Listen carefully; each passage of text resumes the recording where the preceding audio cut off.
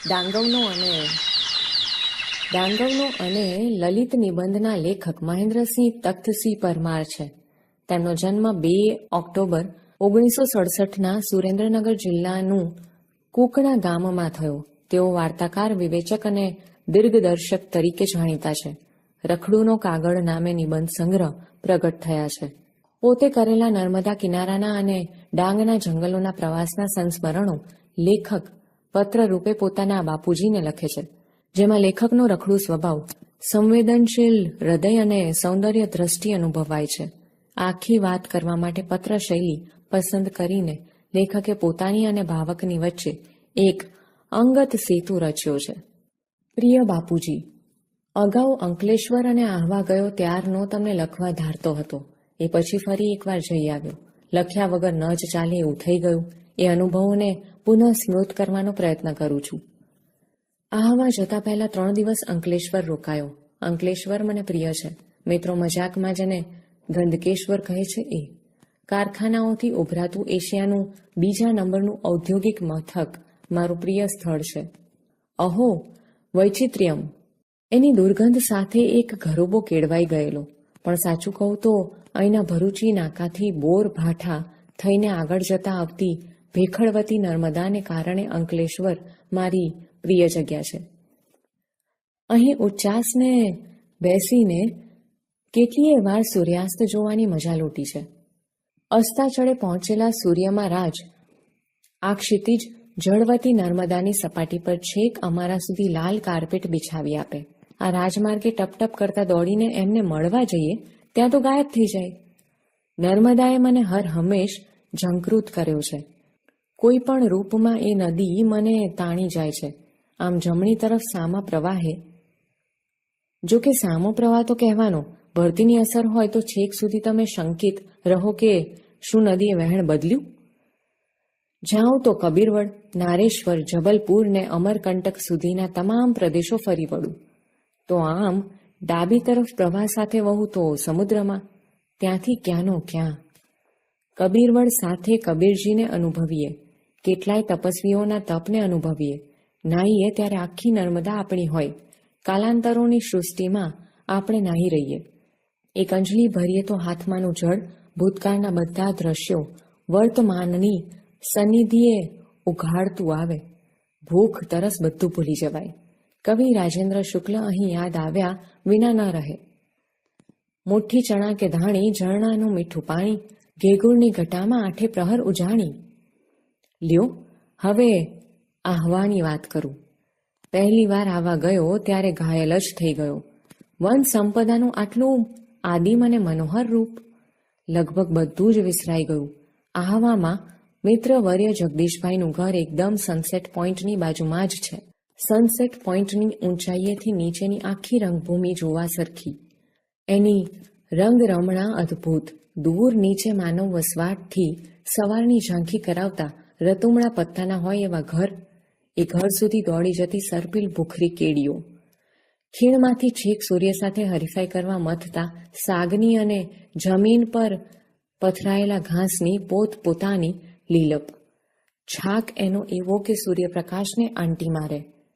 નયન રમ્ય ને નયન મનોહર શબ્દોની ખરેખરી અર્થછાયા અહીં પ્રત્યક્ષ થાય.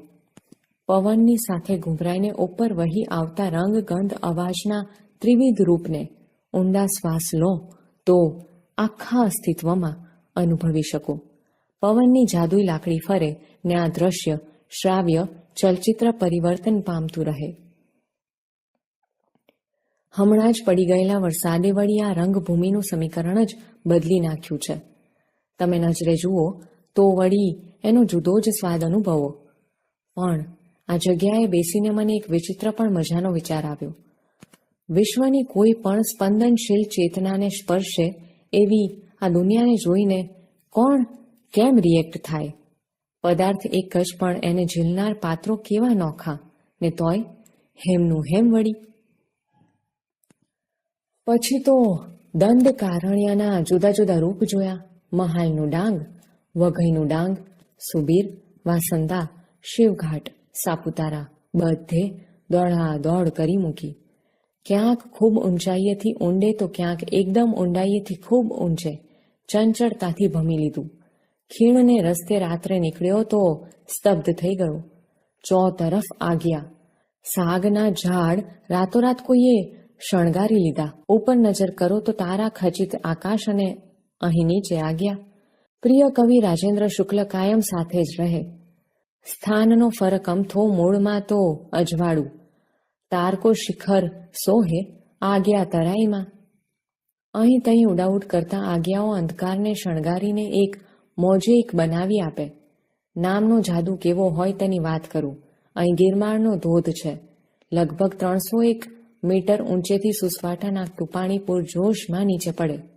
વિખરાઈ જાય નાના સરખા તળાવ રૂપે. ચોતરફ પર્વતમાળાઓ ને વચ્ચે આ ધોધ. જ્યાંથી એ પડે ત્યાં જ પહોંચ્યા અને પથ્થરની ઓથ લઈને નીચે જોયું.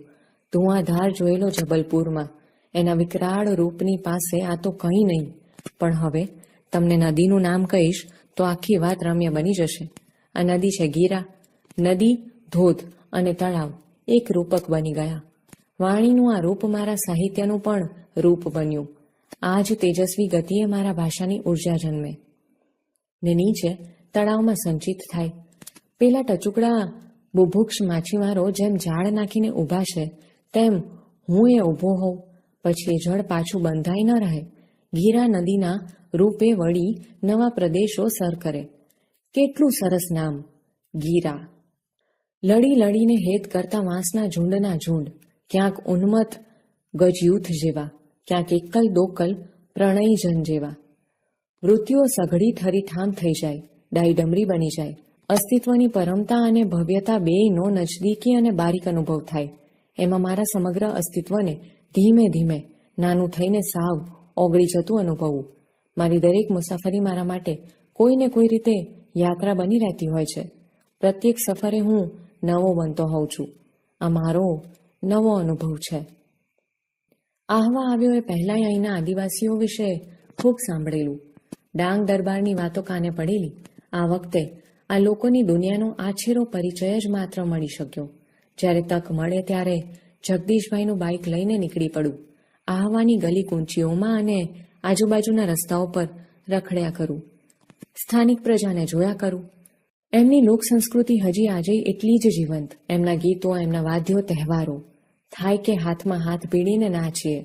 પણ એક વખત નીકળ્યો તો ડાંગીઓનું મોટું સરઘસ સામે મળ્યું. સૌથી આગળ 2-3 આદિવાસીઓ ફટાકડા ફોડતા હતા.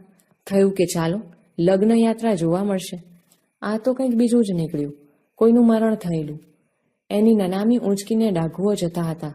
મૃત્યુના માનમાં ફટાકડા. મરણને ઉજવવાની આ રીત કેટલી તાત્વિક. આ ભોળી પ્રજાને આવું જીવન સત્ય કેમનું લાદ્યું હશે?